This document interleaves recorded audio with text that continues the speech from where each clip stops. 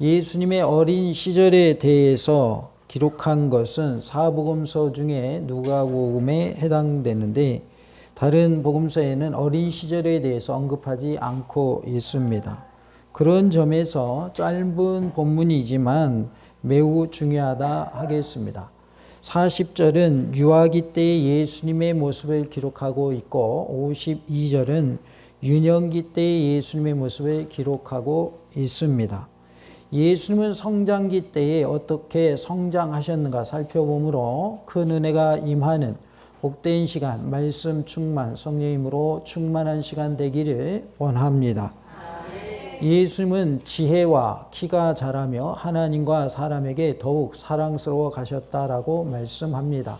52절 말씀 다 같이 하나님 말씀 받겠습니다. 예수는 지혜와 키가 자라가며 하나님과 사람에게 더욱 사랑스러워 가시더라. 아멘.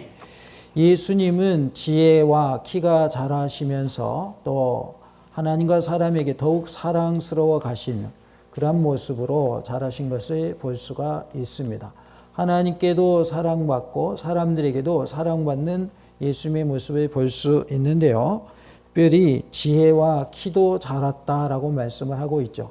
그래서 예수님은 전인격적으로 성장하신 것을 알 수가 있습니다. 예수님이 전인격적으로 신체적으로도 발달하고 또 지적으로도 인성 부분에 있어서도 영적인 부분에 있어서도 발달한 모습으로 성장하신 모습처럼 우리도 예수님과 같이 전인격적인 성장을 이루는 모습이 되기를 원합니다. 다 같이 해볼까요? 예수님은 전인격적으로 성장하셨습니다. 우리도 예수님처럼 자라가야 하겠는데 우리의 키는 어느 정도 다 크면 더 이상 자라지는 않지요. 그렇다면 우리의 영적인 부분은 더욱더 성장하는 모습이 되기를 원하고 예수님을 닮아가기를 원합니다. 우리 지적인 부분도 우리가 더 열심으로 또 노력하고 공부하고 또 하나님의 지혜를 구하면 지적인 부분도 성장하리라 믿고요.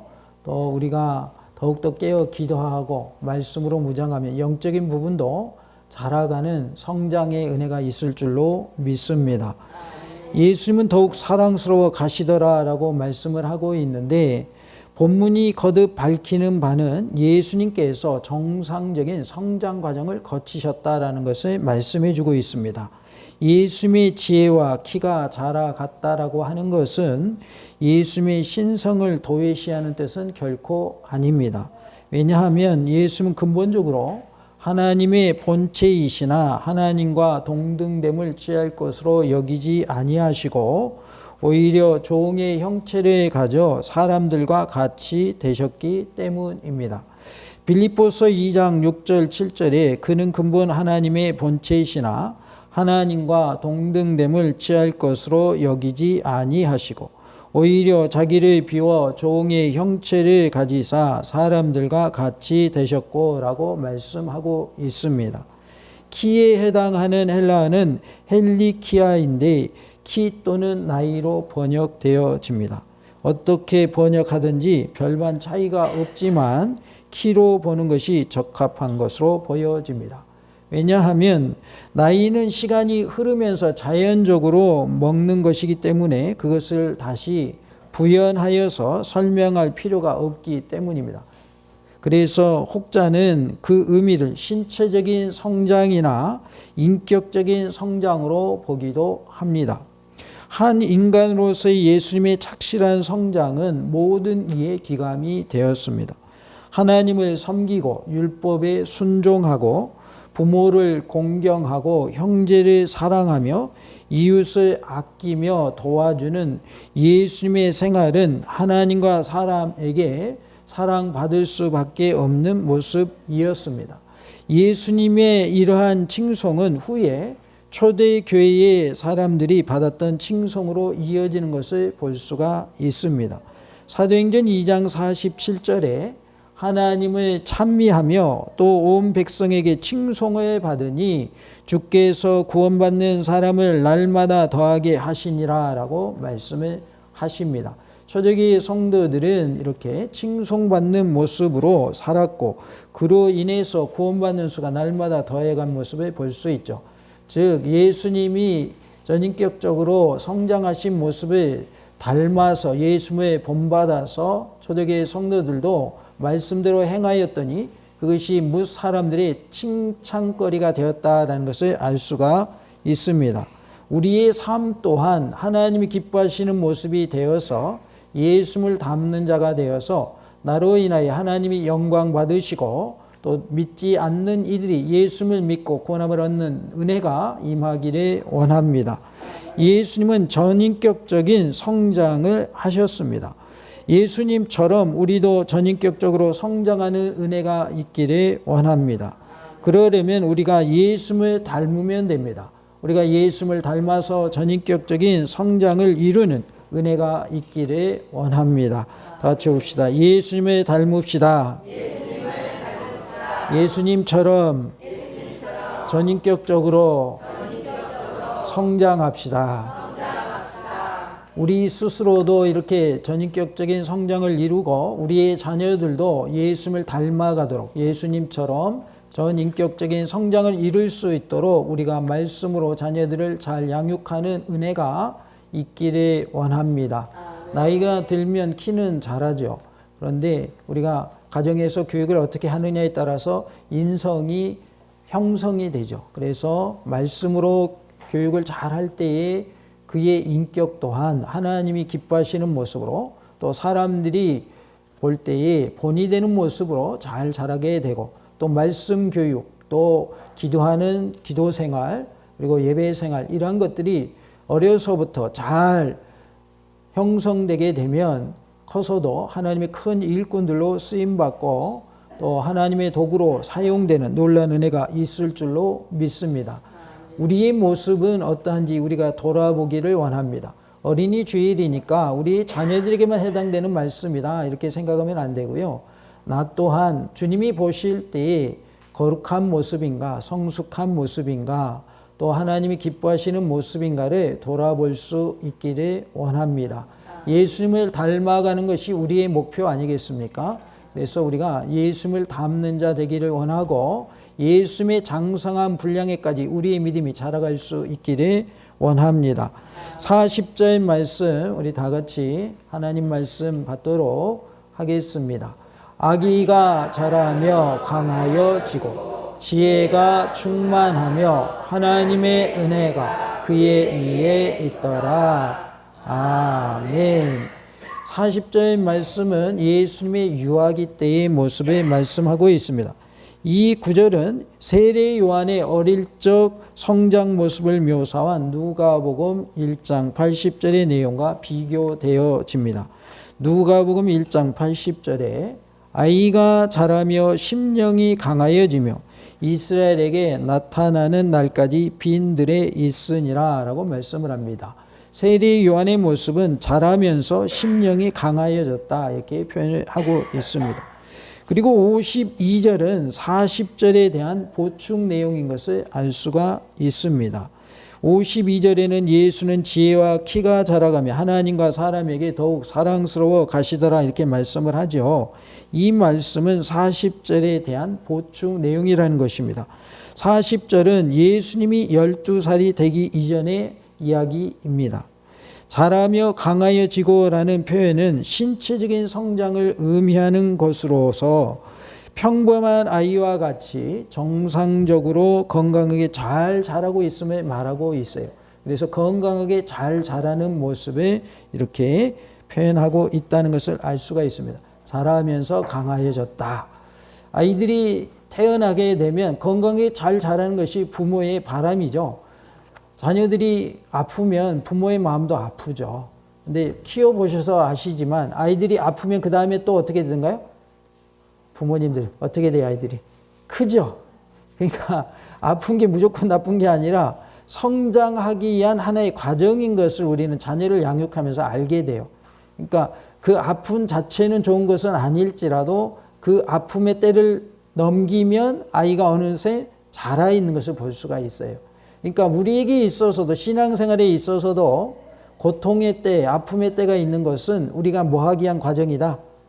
자라기 위한, 성장하기 위한 과정이다라는 것을 알 수가 있습니다. 나무가 가지치기를 한 나무가 있고 가지치기를 하지 않은 나무가 있죠. 그러면 가지치기를 한 나무에서는 열매가 크고 좋은 열매를 얻을 수가 있어요. 그러나 가지치기를 하지 않냐고 그냥 내버려둔 나무는 키도 크고 열매도 많이 맺힐 수는 있어요. 그러나 열매 크기가 커요, 작아요? 작지요. 그러니까 가지치기 할 때의 그 가지가 처지는 아픔을 느끼는 나무의 입장에서는 힘들지만 그 과정을 통해서 열매가 크고 좋은 열매가 맺히는 것이죠. 그러나 그냥 자란 나무는 많은 열매가 맺히긴 하는데 이것이 너무나도 많이 맺히다 보니까 열매가 작은 것이죠.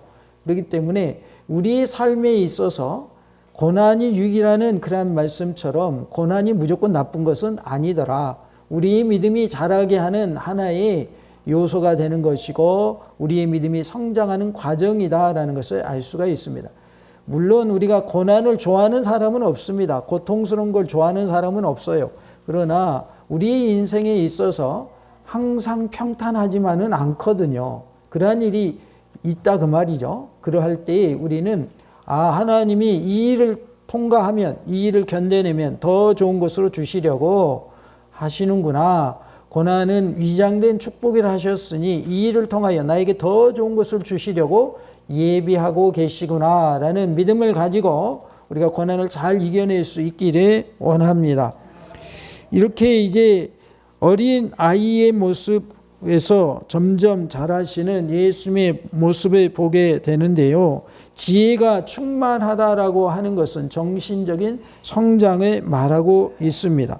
또한 하나님의 은혜가 그의 위에 있더라라고 하는 표현은 영적인 성장을 뜻하는 것으로서 예수님께서 어릴 때부터 지혜와 은혜를 가진 인물로서 세례 요한보다 탁월한 분이셨음을 말씀해 주고 있습니다. 세례 요한이 더 탁월할까요? 예수님이 더 탁월하실까요? 물어보나만 하죠. 예수님이 더 탁월하시죠. 그래서 어렸을 때 모습, 자라는 모습도 세례 요한과 예수님을 볼 때에 예수님이 훨씬 더 탁월하신 모습으로 자라가신 과정을 볼 수 있습니다. 예수님은 신체적, 정신적, 영적으로 성장하셨습니다. 키만 자란 것이 아니라 지적으로도 또 인성적으로도 영적으로도 모든 부분에 있어서 성장하신 모습을 보게 됩니다. 우리의 자녀들도 예수님을 닮아서 신체적, 정신적, 영적으로 성장하는 전인격적인 성장이 이루어져야 할 줄로 믿습니다. 다 같이 해볼까요? 우리 자녀들이 예수님을 닮아 전인격적인 성장이 이루어지게 합시다. 우리가 잘하려면 누구를 닮으면 되냐면 예수님 닮으면 돼요. 그러면 우리는 나도 모르는 사이에 성장하는 것을 볼 수가 있어요. 그래서 성숙한 신앙이 된다라는 것을 알 수 있습니다. 한 상담 프로에서 그 강사가 한 말 중에 하나가 있는데 그건 뭐냐면 말하는 것도 우리가 연습을 해야 된답니다. 말하는 것도. 우리가 더 잘하려고 노력하는 것처럼 말도 연습을 해야 된대요. 그래서 예쁜 말하고 축복의 말을 하고 격려의 말하는 것도 사랑의 말을 하는 것도 뭐가 필요해요? 연습이 필요한 거예요. 훈련이 필요한 거예요. 그래서 우리는 교회 올 때마다 인사를 합니다. 사랑합니다. 축복합니다. 인사를 하죠. 다시 한번 인사해 봅시다. 사랑합니다. 축복합니다. 건강하세요. 한 번 더 인사합시다. 보기만 해도 은혜가 됩니다. 이렇게 훈련을 하면은요, 자연스럽게 나오는 거예요. 사랑합니다. 고백하라고 그러면 한 번도 안 해본 사람이 갑자기 하려고 하면 돼요, 안 돼요? 안 되는 거예요. 그러나 평소에 훈련을 하잖아요. 자연스럽게 나오게 돼 있어요. 우리의 언어도 뭐가 필요하다고요? 훈련이 필요하다. 연습이 필요하다 그 말이에요. 연습하면요, 저절로 나오게 돼 있어요. 평소에 자녀들과 스킨십을 한단 말이에요. 안아주고 손도 잡아주고 등도 토닥거려주고 평소에 그런 일 안 하다가 갑자기 그렇게 해야 될 상황이 됐는데 갑자기 돼요? 잘 안 돼요? 잘 안 됩니다. 평소에 하던 일이 있었어야 평소에 그렇게 했어야 그런 필요한 때에 할 수가 있는 거예요. 그러니까 평소에 연습을 많이 하시기 바랍니다. 악수도 좀 하시고 등도 좀 토닥 좀 거려주시고 안을 수 있으면 안아도 주시고 우리 부모님들은 자녀들에게 사랑 표현을 많이 해주시기 바랍니다. 사랑의 가정에서 자란 자녀들이 나중에도 사랑하며 살까요? 싸우면서 살까요? 사랑하면서 살게 되어 있어요. 그런데 자랄 때 부모님이 맨날 싸워. 그런 가정에서 자란 아이는 어른 돼서 뭐 할 줄밖에 모를까요? 싸울 줄밖에 몰라요. 왜? 사랑하는 방법을 못 배웠어. 그러나 예수님 안에서 변화되면 사랑의 모습으로 변화될 줄로 믿습니다. 예수님 안에서 우리가 하나란 말이에요. 그래서 우리는 예수님으로 인하여 한 가족이 되었어요. 그래서 성도 간에 서로 사랑의 표현을 하고 사랑의 그러한 연습을 하다 보면 가족 간에도 부모와 자녀 간에도 이것이 가능한 줄로 믿습니다. 예수님은 우리를 위하여 피 흘려 주셨고 우리를 위하여 모든 것을 다 내어놓으셨죠. 그분은 하나님의 아들이심에도 불구하고 인간으로 오셨습니다. 죄가 없으신 인간으로 십자가에 달려 대속물이 되심으로 우리를 구원해 주셨습니다.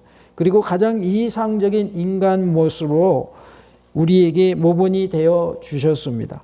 인간 삶의 모든 애환을 몸소 체험하셨고요. 그런 가운데 당당히 승리하셨습니다. 그래서 모든 희로애락을 다 겪으신 분이 누구냐? 예수님이십니다. 우리가 느끼는 감정을 다 오롯이 다 겪으신 분이에요. 십자가에서 고난 당하실 때에도 인간의 고통을 그대로 다 느끼셨어요. 그러나 그분은 그것으로 끝나지 아니하고 당당히 승리하셨음을 믿으시기 바랍니다. 사망 권세를 이기시고 부활하심으로 본인이 하나님이심을 증명해 내셨습니다. 그러므로 우리는 예수님에게 친밀감을 느끼면서 도우심을 구할 수가 있어요. 왜? 예수님은 우리의 모든 고난을 다 겪으셨기 때문에, 우리의 모든 것을 다 알고 계시기 때문에, 예수님이 하나님이시기 때문에 우리의 모든 고난을 아신다고 할지라도 십자가에 못 박혀 돌아가시는 고난을 당하지 않으셨다면 우리는 생각하면서 말하겠죠. 예수님은 우리를 위해 무슨 고난 당했어요? 이렇게 말할 수 있겠죠. 그러나 예수님 십자가에 최고의 고통을 당하셨기 때문에 예수님이 말하실 때 우리는 수긍이 돼야 안 돼요. 수긍이 되는 거예요. 우리가 당하는 고난이 예수님의 십자가의 고난보다 더 큰 고난이 있을까요? 없습니다. 그렇기 때문에 예수님이 우리를 사랑하신다고 할 때 그 사랑이 와닿는 거예요. 왜? 본인의 목숨을 내놓으시고 우리를 사랑해 주셨기 때문에, 본인이 피 흘려 주심으로 우리의 죄값을 다 치러 주셨기 때문에 우리는 예수님의 그 사랑을 다 100% 느낄 수가 있는 거예요. 우리가 부모로서 자녀를 위하여 기도할 때 간절히 기도하는 모습을 보게 됩니다. 그냥 부모로서 자녀가 어떻게 되든지 상관없다, 그런 부모님은 아무도 없습니다. 그런데 기도할 때, 간절히 기도할 때 뭐가 나오든가요? 콧물이 나와요? 눈물이 나와요? 둘 다 나오죠? 간절히 기도하면요, 눈물만 나오는 게 아니라 콧물도 나와버려요. 예수님은 땀이 나오는 가운데 간절히 기도하시니까 뭐가 나와버려요? 피가 나오죠? 우리가 자녀를 위하여 기도할 때 피눈물 흘리신 예수님의 심정으로 자녀를 위해서 기도할 필요가 있어요. 반드시 그렇게 기도하셔야 돼요. 그래야 자녀가 변화됩니다. 우리가 자녀를 위해서 눈물을 흘리면서 기도할 수 있기를 원합니다. 우리의 기도가 하나님께 응답되려면요, 눈물의 기도가 반드시 필요해요. 간절히 기도한다고 하면서 눈물을 안 흘리셨다? 그거는 간절한 기도가 아니에요. 죄송하지만요. 눈물이 나와야 돼요. 내가 말씀대로 살기를 위하여 자녀를 위해 기도하는데 자녀가 변화가 안 됐어요. 그러면 눈물을 흘리면서 기도할 줄 알아야 돼요. 그냥 평범하게 기도하시면 안 돼요. 우리가 간절히 기도한다고 하는 것은 눈물을 흘리는 기도를 말하는 거예요. 내 가족이 믿지 않는다 그러면 눈물을 흘리시면서 기도하셔야 돼요. 그냥 보통 기도 가지고 내 가족이 구원받을 수 있는 줄 아십니까? 그렇지 않습니다. 피눈물을 흘려야만 내 가족이 주님 품으로 돌이키는 거예요. 그렇기 때문에 우리가 눈물을 흘리면서 기도하는 은혜가 임하기를 원합니다. 우리는 예수님의 모습을 구체적으로 따라갈 수 있고 또한 예수님을 닮아갈 수 있게 되었습니다. 히브리서 4장 15절 16절에 우리에게 있는 대제사장은 우리의 연약함을 동정하지 못하실 리가 아니요 모든 일에 우리와 똑같이 시험을 받으시니로되 죄는 없으시니라. 그러므로 우리는 긍휼하심을 받고 때를 따라 돕는 은혜를 얻기 위하여 은혜의 보좌 앞에 담대히 나아갈 것이니라 라고 말씀합니다. 우리는 예수님께 도움을 청해야 합니다. 하나님께 기도해야 합니다. 때를 따라 돕는 은혜를 얻기 위하여 은혜의 보좌 앞에 담대히 나아가는 우리의 신앙이 될 수 있기를 원합니다. 누구에게 도움 청해야 되겠어요? 하나님께 도움 청하시기 바랍니다. 예수님께 도움 청하시기 바랍니다. 우리가 의지할 이는 하나님 한 분밖에 없습니다. 세상의 권력자가 우리를 잠시 도와줄 수 있을지 모르지만 영원하지 않아요. 그 권력도 영원한 권력이 아니에요. 그렇기 때문에 우리가 의지할 분은 하나님 한 분밖에 없는 거예요. 만왕의 왕이시오 만주의 주가 되시는 분, 우리를 도우시는 분은 하나님 한 분밖에 없는 줄로 믿습니다. 우리 모두가 예수님을 닮아가는 은혜가 있기를 원합니다.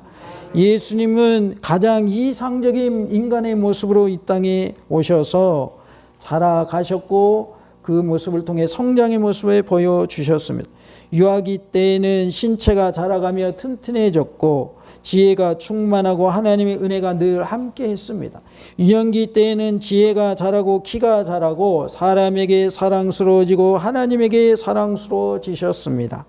신체가 발달하고 인성, 지성, 영성이 발달하여서 전인격적인 성장을 이루셨습니다. 우리는 한 인간으로서의 예수님의 모습을 모본으로 삼고 꾸준히 닮아가는 은혜가 있기를 원합니다. 동시에 부모로서 자녀들을 예수님의 모습에 맞춰서 양육하시기 바랍니다.